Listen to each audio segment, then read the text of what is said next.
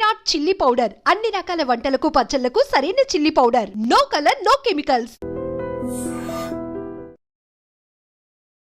ప్రభుజీ, మనం ఇవి ఆచరించాలి అని అంటే తెలుసుకున్నవి ఆచరణలో పెట్టాలి అని అంటే మనం నిత్యం అంటే పొద్దున్న లేచిన దగ్గర నుంచి భగవంతుని స్మరణలో ఉండాలా? అసలు ఎవరిని స్మరించుకోవాలి? ఏ రకంగా స్టార్ట్ చేయాలి డే అని? చూడండి, ఒక రోజు మనకు వచ్చింది అంటే అది భగవంతుడి యొక్క కృప వల్లే కదండి. అవును. ఈరోజు మనకి ఈ జన్మ వచ్చింది అని అంటే స్వామిని స్మరించాలి. హరి హరి హరి హరి అని అంటాం మనం. హరి అష్టకము అని అంటాం అనమాట. హరినామస్మరణతో ప్రారంభం చేయాలి రోజు అని చెప్తారు. భగవంతుడికి, మన ఆచార్యులకి, గురువులకి అందరికీ ఒకసారి నమస్కారం చేసుకోవాలి. పృథ్వీని నమస్కరించాలి. ఎందుకంటే ఆవిడ మన జనని. కానీ ఆవిడ మనల్ని భరిస్తుంది కదండి. మనం ప్రతిరోజు అడుగు పెడుతూ ఉంటాం పృథ్వీ పైన, వివిధ రకములైన కృత్యములు చేస్తూ ఉంటాం అనమాట. కాబట్టి ఫస్ట్ లేవంగానే, ఎంతమందికి అలవాటు ఉందో లేదో తెలియదు కానీ ఫస్ట్ లేవంగానే భూమాతను స్మృశించాలి. శ్లోకములు ఉన్నాయండి, శ్లోకములు నేర్చుకోగలిగితే నేర్చుకోండి. కానీ ఆ భావన, అమ్మా నీ పైన అడుగు పెడుతున్నాను కదా, మమ్మల్ని క్షమించు, మమ్మల్ని రక్షించు అనే ఒక భావనతో మనము నేలని స్పృశించి నమస్కరించుకోగలిగితే అది చాలా అద్భుతమైన విషయం అనమాట. దాని తర్వాత మనం భగవంతుని స్మరించి పృథ్వీని స్పృశించి నమస్కరించుకొని మన గురువులకి, ఆచార్యులకి నమస్కారం చేసుకొని, మీకు ఒక విషయం చెప్తాను. అన్నిటికంటే ముందు 2 అక్షరాలతో ప్రారంభమయ్యేది రోజు పూర్వకాలంలో, హరి అని. ఇప్పుడు కూడా 2 అక్షరాలతో ప్రారంభం అవుతుంది, కాఫీ అని. కరెక్ట్. కాఫీ అనకుండా పక్కన పెట్టి హరి అనటంలో నిద్ర లేవాలి. ఓకే. నిద్ర లేసిన వెంటనే స్నానం ఆచరించాలి. మీకు ఒక విషయం తెలుసునండి, స్నానం అనేది సనాతన ధర్మంలో చాలా ముఖ్యమైన విషయం. మనము చాలామందికి అర్థం కాదండి. స్నానం లేకుండానే రోజును ప్రారంభం చేసేయటము, వంటింట్లోకి వెళ్ళిపోవటము, తర్వాత టిఫిన్ చేసేయటము, ఇలాంటివన్నీ చేస్తూ ఉంటారు. చాలా పెద్ద తప్పది. మనం ప్రొద్దున లేవంగానే భగవంతుని స్మరించుకొని ముందు చేయవలసింది స్నానము. స్నానంలో కూడా గంగే చ యమునే చైవ గోదావరి సరస్వతి నర్మదే సింధు కావేరి జలేస్మిన్ సన్నిధిం కురు. అన్ని నదులను కూడా గంగా జలమును, యమునా జలమును మనం స్మరించుకొని స్నానం ఆచరించాలి. మీకు ఇంకొక విషయం చెప్తాను, చాలామందికి తెలియని విషయం. మన ధర్మం మనకి చెప్తుంది, స్నానం ఆచరించేటప్పుడు వస్త్రం లేకుండా స్నానం ఆచరించకూడదు. మనము ఒక బట్ట కట్టుకొని స్నానం చేయాలి. అది ఆ నీటికి, ఆ దేవతకి మనం ఇచ్చే గౌరవం అన్నమాట. ఓకే. కాబట్టి స్నానం ఆచరించేటప్పుడు అపవిత్ర పవిత్రోవ సర్వావస్థాన్ గతోపివ యత్స్మరేత్ పుండరీకాక్షం సబాహ్యాభ్యంతర శుచి. పుండరీకాక్ష పుండరీకాక్ష పుండరీకాక్షాయ నమః. శ్రీ విష్ణు శ్రీ విష్ణు శ్రీ విష్ణు భగవన్నామం. ప్రొద్దున లేచినప్పటి నుంచి భగవన్న, స్నానం ఆచరించేటప్పుడు భగవన్నాం, భగవంతుడి ముందుకెళ్ళి భగవన్న, రోజంతా భగవన్నాం. ఎంత మనము భగవంతుడి యొక్క నామంతో మనము కనెక్షన్లో ఉన్నామనుకోండి, అంత మనకి స్పిరిచువల్ ఎనర్జీతో మనం రీఛార్జ్ అయిపోతాం అనమాట. మనకు ఆ స్ట్రెంగ్త్ వస్తుంది. మన రోజులో ఉండే ఆ ఒడిదుడుకులు అన్నీ ఉంటాయి కదండి, వాటన్నిటిని ఎదుర్కొనే ఒక శక్తి మనకి భగవన్నామస్మరణతో వస్తుందన్నమాట. కాబట్టి ప్రొద్దున లేచాక హరినామస్మరణ, దాని తర్వాత చక్కగా మనం చేయవలసినది స్నానం, దాని తర్వాత భగవద్ ఆరాధన. ఇవి చేసేసుకున్నాం అనుకోండి, మనం ప్రొద్దున లేవంగానే ఫోన్కి ఛార్జింగ్ పెట్టేస్తాం కదా, అలా మన శరీరం ఛార్జ్ అయిపోతుంది ఇవి చేసేసుకున్న. దాని తర్వాత రోజులో ఉండే మన కార్యక్రమాలన్నీ కూడా మనం చేసుకుంటూ ఉండొచ్చు అనమాట. ఓకే. అయితే ప్రభుజీ, మనం ఆచరించే స్నానం ఎంతో ఇంపార్టెంట్ అని చెప్పి మీరు చెప్పారు. అది ఆచరించడం ఒక ఎత్తు అయితే సమయం కూడా ఇంపార్టెంట్ అని చెప్పి అంటుంటారు కదా ప్రభుజీ, ఏ టైంలో స్నానం ఆచరించాలి అని చెప్పి, అది ఎలా చూసుకోవాలి? మనము, మన శాస్త్రాలు చెప్తున్నాయి బ్రహ్మ ముహూర్తంలో నిద్ర లేవాలి అని. అంటే సూర్యుడు వచ్చే ముందు. ఓకే. ఇప్పుడు మీకు ఒక విషయం చెప్తాను. మీ ఇంటికి ఒక గెస్ట్ వస్తున్నారు అనుకోండి.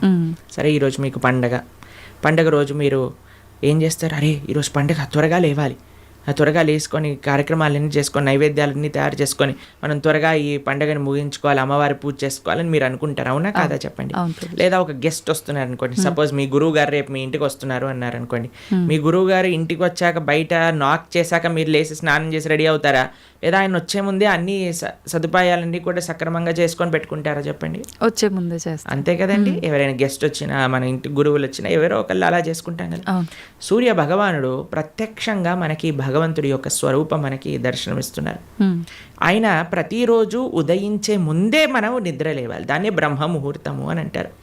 సూర్యోదయం కంటే ముందు మనం నిద్రలేచి మన యొక్క స్నానాది కార్యములన్నీ పూర్తి చేసుకొని మనం రెడీగా ఉండాలి సూర్యుడిని స్వాగతించడానికి. మన యొక్క భగవన్నామ స్మరణ చేసుకుంటూ మనము రెడీ అయిపోతాం అనమాట. అందుకే సంధ్యావందనాది కార్యక్రమములు మనం ప్రొద్దున పూట, మధ్యాహ్నం పూట, సాయంకాలం పూట 3 పూటలు చేస్తాం అనమాట. ఆయన ఎవరికి చేస్తున్నాము అని అంటే సూర్యమండలంలో మధ్యలో ఉన్న భగవంతుడికి మనం చేస్తున్నాము. కానీ ఆయన మనకి భగవంతుడిని దర్శింపజేసే ఒక ప్రత్యక్షమైన క్యారియర్. ఓకే, కాబట్టి మనం ఆయన వచ్చే ముందే మనం నిద్ర లేవాలి. ఆయన రాకముందే మన యొక్క నిత్య కృత్యములన్నీ కూడా పూర్తి చేసుకొని మనము ఆధ్యాత్మిక కార్యక్రమంలో నిమగ్నమై ఉండాలి. ఓకే, మీరు చూడండి, ప్రొద్దున పూట లేవటం అనేది అటు మన ఆరోగ్యరీత్యా, అలానే సామాజిక పరంగా, అలానే మన ఆధ్యాత్మికంగా, శారీరకంగా, మానసికంగా అన్ని విషయములలో మనకి మంచి చేస్తుంది. అందుకే early to bed and early to rice keeps a man healthy, wealthy and wise అని అన్నారు. కాబట్టి ప్రొద్దున పూట బ్రహ్మముహూర్తంలో నిద్ర లేచి స్నానం ఆచరించవలే. ఇది ప్రతి సనాతన ధర్మానికి సంబంధించిన వారు తప్పక ఆచరించాల్సిన ఒక పద్ధతి. ఓకే, అయితే ప్రభుజీ మనం మాట్లాడుకున్న దాంట్లో ఇంకొకటి భగవంతుడి ఆరాధన. చాలా వరకు అంటే ఇంట్లో మగవారు పూజ చేస్తేనే మంచి ఫలితం పొందుతారు అని చెప్పి ఈ మధ్య కాలంలో చెప్తున్నారు. కానీ ఎక్కువగా ఆడవాళ్ళే పూజ చేస్తుంటారు. అసలు నిజంగా ఆడవాళ్ళే పూజ చేయాలా, మగవారు చేయొచ్చా? అసలు మగవారు చేయాల్సిన కార్యక్రమాలు ఏంటి ఆధ్యాత్మిక పరంగా? ఎవరెవరు ఉద్ధరింపబడాలి అని అనుకుంటారో, ఎవరెవరికి భగవంతు అనుగ్రహం కావాలనుకుంటున్నారో వాళ్ళు చేయాలండి. మీకు ఒక విషయం చెప్తాను. ఒక మగవాడు పూజ చేసిన, ఆరాధన చేసిన, పుణ్యం చేసిన, పునస్కారం చేసిన దాంట్లో ఉండే 50% ఆడవారికి వెళ్తుంది. ఓకే, ఎంత? 50%. 50%. ఏదైనా పాపం చేశాడనుకోండి, దాంట్లో 1% కూడా ఆడవారికి రాదు. అదెలా ప్రభుజీ? మరి పుణ్యం అయితే పుణ్యం 50% వెళ్తుంది, పాపంలో వెళ్ళదు. ఓకే, స్త్రీ చేసిందనుకోండి పుణ్యం 1% హస్బెండ్కి రాదు, 100% ఆవిడ దగ్గరే ఉంటుంది. స్త్రీ ఏదైనా పాపం చేసిందనుకోండి, దాంట్లో 50% హస్బెండ్కి వెళ్తుంది. ఇది ఒక బంపర్ ఆఫర్ అనమాట, మన శాస్త్రాలు ఇచ్చింది. బాగుందా మీకు? బాగా అనిపిస్తున్నట్టుంది మీకు. శ్రీల ప్రభుపాదుల వారు ఒక దగ్గర ప్రస్తావన చేస్తారు. Everybody has to fly their own plane అంటారు. మనకి అంబరీష మహారాజు గారి వృత్తాంతంలో వస్తుంది. అయినా ప్రొద్దున లేవంగానే నిరంతరము కూడా భగవంతుడి యొక్క ఆరాధనలో, ఆయన చేతులన్నీ కూడా భగవంతుడి యొక్క పూజలో, పాదాలు భగవంతుడి యొక్క ఆలయ ప్రదక్షిణలో, మనసు భగవంతుని చింతించటం. సవై మన కృష్ణ పదార విందయో వాచాంసి వైకుంఠ గుణానువర్ణనే కరే హరేర్మందిరమార్జనాదిషు అని ఆయన యొక్క దినచర్య మొత్తం చెప్తారనమాట. ఇక్కడ వారి భార్య ఆరాధనకి నీళ్లు తెచ్చి తేవడానికి హెల్ప్ చేసినా సరే ఆయన అనేవారట, నా పూజ నేను చేసుకుంటాను, మళ్ళీ నీ పూజ నువ్వు చేసుకో. ఆయన అన్ని సదుపాయాలు సమకూర్చుకొని, ఎందుకంటే చూడండి, భగవంతుడితో మనకుండే రిలేషన్షిప్ ఎక్స్ట్రీమ్లీ పర్సనల్ అండి. స్వామి మన తండ్రి, స్వామి మన తల్లి. ఇప్పుడు చూడండి, మీకు ఒక విషయం చెప్తాను. మన ఇంట్లో ఎవరిదైనా పుట్టినరోజు ఉందనుకోండి, మనం ఏం చేస్తాం? ఒకసారి మాకు ఈ సంఘటన ఎదురైందనమాట.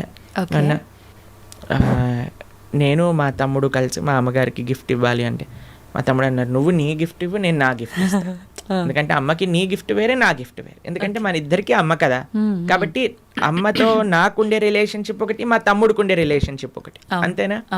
అయితే మేమిద్దరం అనుకున్నాం, సరే నేను నాకు తోచింది, నాకు ఇష్టం ఉన్నట్టుగా నేను చాలా బాగా పెయింటింగ్ చేసేవాడిని అనమాట, డ్రాయింగ్ చేసేవాళ్ళం అనమాట.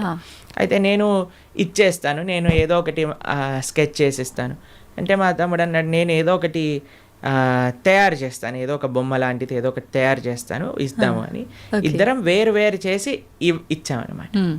అంటే ఎందుకు అని అంటే, మనకి మన ప్రేమను వ్యక్తపరచుకునే మార్గం ఒకటి, ఒక ఇంట్రెస్ట్, ఒక టాలెంట్, ఒక way of expressing hour love ఉంటుంది, అంతే కదా. అలానే భగవంతుడితో కూడా ఒక భర్త తన కర్తవ్యం, అరే నేను భగవంతుడి యొక్క మార్గంలో, నాకు భగవంతుడు అవసరము, అందరికీ భగవంతుడు అవసరమే కదండి. ఆయన అందరికీ తండ్రి, తల్లి, పిత, పరమాత్మ అందరికీ ఆయనే. కాబట్టి మనం ఎలా ఆలోచించాలి అని అంటే, ఒక హస్బెండ్ తన ఆరాధన తాను చేసుకోవాలి, ఒక వైఫ్ తన ఆరాధనలోకి సంబంధించిన విషయములని సమకూరుస్తుంది, వంట చేసిస్తుంది, పూలమాలలు కట్టిస్తుంది. దాని తర్వాత వారి హస్బెండ్ వెళ్ళిపోయాక వైఫ్ తన ఆరాధన తాను చేసుకుంటుంది. పిల్లలు వచ్చి దండం పెట్టుకుంటారు, ఏదో అమ్మ నాన్నలకి ఇద్దరికి హెల్ప్ చేస్తారు. అందరు కలిసి ఆరాధన ఒకటి ఉంటుంది, ఒక్కొక్కళ్ళు కలిపి ఆరాధన ఉంటుంది అన్నమాట. కాబట్టి ఏదో స్త్రీలు చేస్తే ఇల్లంతా బాగైపోతుంది అనే భ్రమలో నుంచి బయటపడండి. మీకు 1% పుణ్యం రాదు. కాబట్టి జాగ్రత్తగా మీ పూజ మీరు చేసుకోండి, మీరు బాగుపడాలి అని అనుకుంటే. కాబట్టి పురుషులు తప్పకుండా ఆరాధన చేయాలి. పురుషులు ఆరాధన చేస్తున్నారు కదండి, స్త్రీలు వదిలేయకూడదు. పురుషుడు ఆరాధన పురుషుడికి, స్త్రీ ఆరాధన స్త్రీ, పిల్లల ఆరాధన పిల్లలకి, అందరికి. ఇప్పుడు చూడండి, ఇంటి పెద్ద తింటే మిగతా వాళ్ళందరికీ కడుపు నిండిపోతుందా? లేదు, ఎవరికి వాళ్ళు తినాల్సిందే అంతే కదండి. మీరు అంటారు కదా, అయ్యా మీరు తినండి, అయ్యా మేము పర్వాలేదు, మీరు తింటే మాకు తిన్నట్టే అని అంటారా? లేదా మీ హస్బెండ్ వచ్చి అమ్మ నువ్వు తినేసేయి, నాకేం పర్వాలేదు, నువ్వు తింటే నేను తిన్నట్టే అంటారా? కాదు కదా. ఎవరెవరికి శక్తి కావాలంటే వారు వారు భోజనం చేయాలి. అలానే మనం కూడా మనకి శక్తి కావాలి, మనకి భగవంతుడి యొక్క కృప కావాలి అంటే మనం భోజనం చేస్తే ఎలా అయితే మనకి శక్తి వస్తుందో మనము ఆరాధన చేసుకుంటే అలా మనకి భగవంతుడి యొక్క కృప అనేది లభిస్తుంది. ఓకే ప్రభుజీ, చాలామంది ఏదైనా మంచి జరిగినా చెడు జరిగినా నా అదృష్టం బాగాలేదు, నా రాత ఇంతవరకే ఉంది, భగవంతుడు ఇలా రాశాడు అని చెప్పి అంటూ ఉంటారు. నిజంగా అంటే మన చేతిలో ఏముండదా మనం చేసే పనులను బట్టి మన లైఫ్ని డిసైడ్ చేసుకోవడం? భగవంతుడు పుట్టినప్పుడే అవన్నీ డిసైడ్ చేసి ఇలా అని చెప్పి చూస్తాడా? మనకి ఒక సర్కమ్స్టెన్స్ ఇస్తాడండి భగవంతుడు. చాయిస్ ఎప్పుడు మన చేతుల్లోనే ఉంటుంది, మనం ఏం చేయాలి అని. ఫర్ ఎగ్జాంపుల్ మీకు ఒక విషయం చెప్తాను. ఒకరికి ఇల్లు రాసుంది, ఒకళ్ళి ఇల్లు మీకు మీ జీవితంలో కలుగుతుంది అని రాసుంటుందండి. కానీ ఆ ఇంట్లో ఏం చేస్తారనేది మీ చేతుల్లో ఉంది. ఓకే, ఇల్లు వస్తుందనే వరకు మాత్రమే మన చేతుల్లో ఉంది. ఇంట్లో ఏం చేస్తాం, మనం ఒక చక్కటి పూజ చేసుకుంటామా, పునస్కారం చేసుకుంటామా, లేదా 10 మందిని పిలిచి మందు పోసి డాన్స్లు వేస్తామా అనేది మన చేతుల్లో ఉంది. మీరు కానీ మంచి ఆరాధన చేసుకున్నారనుకోండి, ఆ పుణ్యాన్ని బట్టి మీకు నెక్స్ట్ ఏమవుతుందో రాసింది. లేదు మనం తప్పు చేసామనుకోండి, ఆ తప్పు బట్టి నెక్స్ట్ కర్మ ఏర్పడుతుంది అనమాట. What is return is what you will get. మనకేం వస్తుంది అని, దాంతో మనం ఏం చేస్తాము అనేది రాసలేదు. అది మనకు వదిలేశాడు భగవంతుడు. మన విచక్షణతో మంచి మనస్సుతో మనం దాన్ని ఆచరణ చేయాలి. అంటే మన చేతిలో ఉన్నట్టే 100% మన చేతుల్లో ఉంది. ఇప్పుడు అంటుంటారు కదా, పరిస్థితులను బట్టి ఇంట్లో వాతావరణాన్ని బట్టే పిల్లల బుద్ధులు కూడా అని చెప్పి. ఇప్పుడు ఇది కూడా అలాగే భగవంతుడు మనకు ఒక ప్లాట్ఫామ్ ఇచ్చి వదిలేశారు, ఎలా అనేది మన చేతుల్లోనే ఉంది. ఇప్పుడు మీకు ఒక ఫోన్ ఇచ్చారనుకోండి, ఫోన్ ఇచ్చారు, ఫోన్తో మీరు ఏం చేయొచ్చు అనేది మీ చేతుల్లో ఉంది. ఒకళ్ళు ప్రవచనమైనా అయినచ్చు, లేదా పిచ్చి పిచ్చి సీరియళ్ళు సినిమాలైనా చూడొచ్చు. ఫోన్ రావటం మన చేతుల్లో ఉంది, దాంతో ఏం చెయ్యాలి మీ చేతుల్లో. ఇప్పుడు మీరేం చేస్తారు, పిల్లల్ని స్కూల్లో వేస్తారు, మంచి స్కూల్ చూస్తారు. అరే ఈ పిల్లలు మంచి చదువుకోవాలి, మంచి స్కూల్లో చదువుకుంటే వాళ్ళు మంచి మార్గంలోకి వెళ్తారు. కష్టమైనా ఏదైనా సరే కష్టపడి అయినా సరే వాళ్ళని మంచి స్కూల్లో జాయిన్ చేస్తారు. మంచి స్కూల్లో జాయిన్ చేశాక వాడు చదువుతాడా లేదా అనేది ఎవరిపైన నిర్ధారణ పడి ఉంటుందండి? వాళ్ళపైన.